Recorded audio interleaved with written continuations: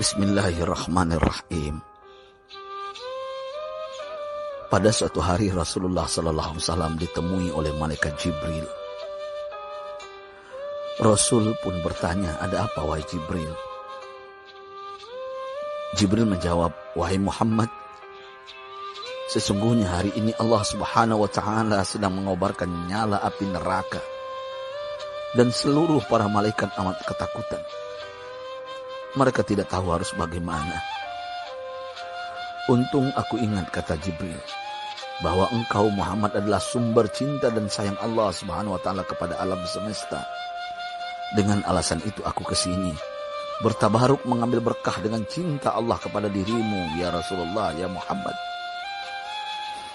Rasulullah terdiam beberapa saat, kemudian bertanya lagi, "Wahai Jibril, ceritakan padaku bagaimana neraka itu sesungguhnya."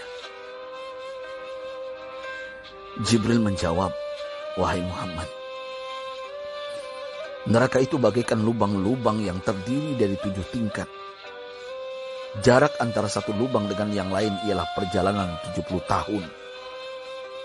Lubang paling bawah adalah lubang yang paling panas."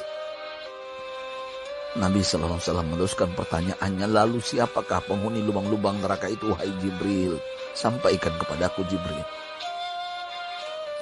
Jibril menjawab, "Lubang yang paling bawah diciptakan untuk orang-orang munafik. Lubang yang berikutnya untuk penyembah berhala. Lalu untuk penyembah bintang dan matahari." Jibril terus menerangkan penghuni tingkatan neraka hingga lubang yang kelima, tempat umat Yahudi, dan yang keenam dihuni oleh umat Nasrani. Setelah menjelaskan penghuni 6 tingkatan neraka, Jibril diam cukup lama. Rasulullah SAW penasaran dan bertanya kepada Jibril, "Wahai Jibril, siapakah penghuni neraka yang ke-7?" Jibril diam saja tidak menjawab. Rasulullah SAW mengulangi pertanyaannya, tapi Jibril tetap diam. Rasulullah tambah penasaran dan mendesak Jibril agar dijawab pertanyaannya. Akhirnya Jibril pun berkata, "Umatmu wahai Muhammad, mereka itu para pelaku dosa besar di kalangan umatmu, yang dimana sampai mereka mati belum sempat bertaubat." Mendengar jawaban Jibril, Rasulullah langsung jatuh pingsan. Jibril merangkulnya dan meletakkan tubuh baginda di atas pangkuannya. Tak berapa lama Rasulullah SAW sadar dan langsung menangis bersimbah air mata dengan terisak-isak. Rasulullah mempertegas pertanyaannya, "Wahai Jibril, apakah benar ada di antara umatku yang masuk neraka?"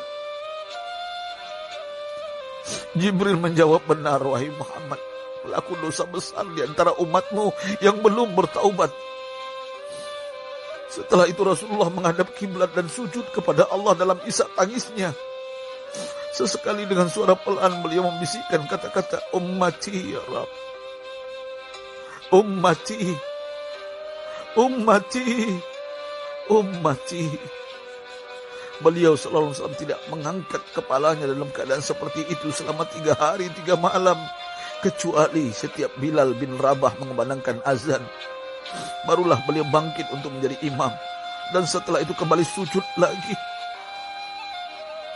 Pada hari ketiga Abu Bakar menyadari hal ini. Beliau mengetuk pintu Rasulullah dan mengucapkan salam 3 kali, namun tidak terdengar jawaban. Abu Bakar sedih dan berseru di hadapan pintu Nabi besar Muhammad SAW, "Apakah ada jalan untuk masuk ke rumahmu ya Rasulullah?"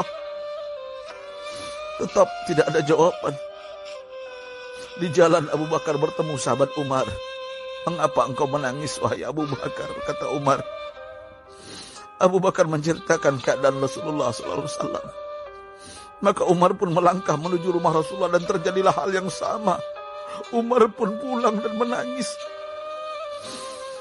Di jalan Umar bertemu sahabat Salman Al-Farisi. Dengan terisak Umar bercerita kepada Salman hingga membuat dia amat sedih, namun tidak berani mengulangi hal yang sama.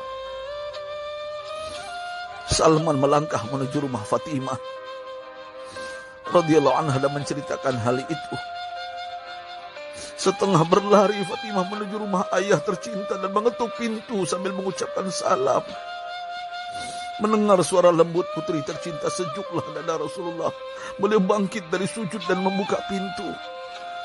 Alangkah terkejutnya Fatimah melihat Rasulullah, ayah tercinta, amat kurus dan pucat. Fatimah memeluknya lalu menangis. Wahai ayah, apa yang terjadi? Mengapa engkau amat sedih seperti ini?